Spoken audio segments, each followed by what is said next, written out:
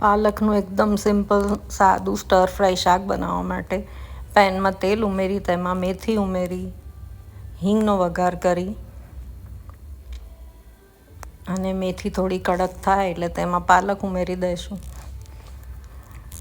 પાલકને થોડી સાંતળી લઈશું અને તેમાં કાપેલું લસણ, સૂકું લસણ ઉમેરી દઈશું. 2 થી 3 કળી લસણ ઉમેરી દઈશું. આ શાકમાં કોઈ જ વધારે પડતા મસાલા નથી ઉમેરવાના અને બહુ લાંબી પ્રોસેસ નથી. એકદમ સિમ્પલ ઇઝી રીતે થઈ જાય છે. અને સૂકા મસાલામાં 5 ચમચી હળદર, 1 ચમચી લાલ મરચું અને સ્વાદ મુજબ મીઠું ઉમેરી અને અડધોથી 1 કપ પાણી ઉમેરી અને પાલકના શાકને ઢાંકી અને થવા દઈશું. 10 થી 15 મિનિટ પછી પાણી બળી જાય એટલે પાલકનું શાક કૂક થઈ જશે. તો ગરમ ગરમ ભાખરી, રોટલા કે પરોઠા સાથે પીરસો.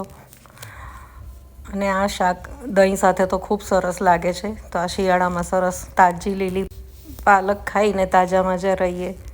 ચાલો ત્યારે ફરી મળીશું આવી જ રેસિપી સાથે. ત્યાં સુધી આવજો, ધ્યાન રાખજો તમારું.